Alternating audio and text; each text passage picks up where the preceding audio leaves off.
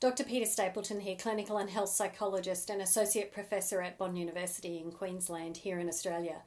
And what I mostly do in my research career is investigate the effectiveness of EFT, emotional freedom techniques, or tapping, as you may know it, for a wide range of different areas. And I want to talk today about a 2018 paper that has come out, which was a meta-analysis, meaning we had enough data from several studies in order to be able to run a comparison. And what we particularly did in this paper, and the full details are below in the video notes, so that you can have a read of the full paper if you like. We particularly wanted to look at whether the actual tapping on pressure points was an active ingredient in the whole protocol. Now, this has been a question that's been raised for many, many years and across many publications, where we have often surmised or even hypothesized what the active ingredients or the mechanism of change in tapping actually is. So in this particular paper, there were 6 studies that were identified that met certain criteria where people had psychological or physical symptoms where there was enough data that we could compare.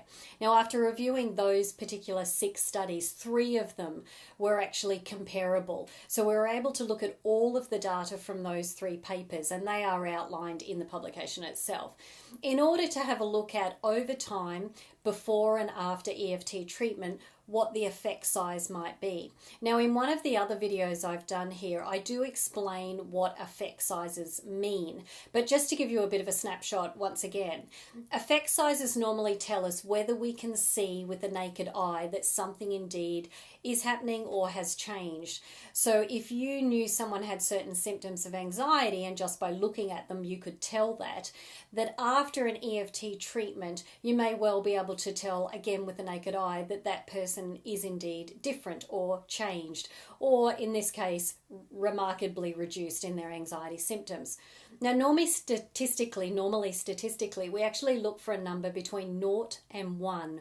And 1 represents the highest effect size, meaning you would really notice just by looking at somebody that change had happened, and that it was due to whatever intervention it was, in this case tapping, and that it was the least likely to be due to chance, that person's outcomes.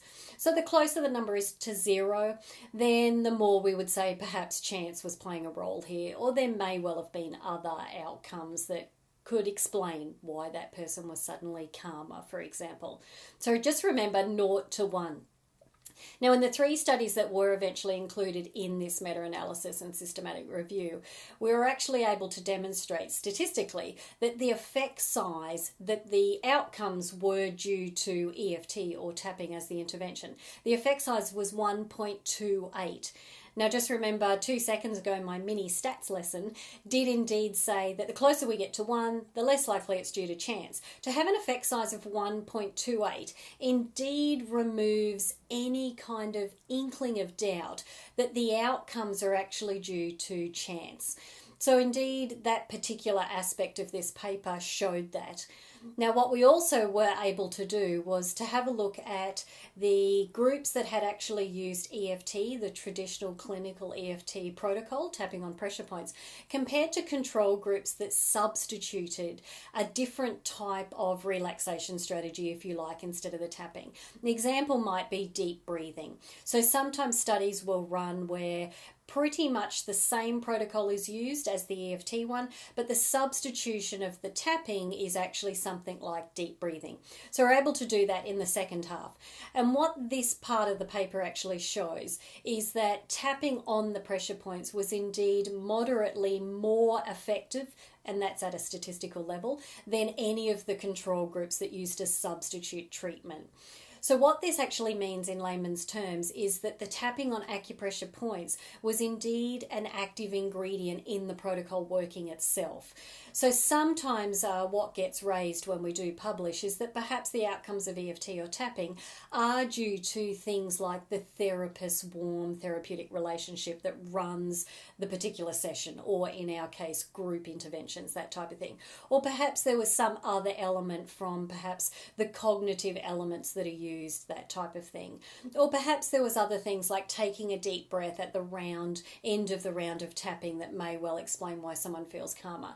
But when we do comparisons head to head of substituting that actual tapping for different things, what we still find is that tapping on those pressure points is an active ingredient, and it's certainly not due to any of those non-acupressure components that perhaps get raised.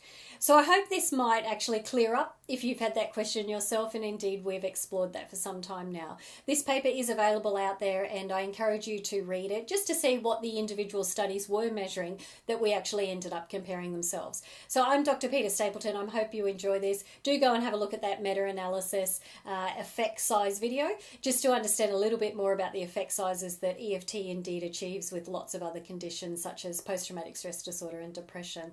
I hope you've enjoyed this, and I'll talk to you again soon.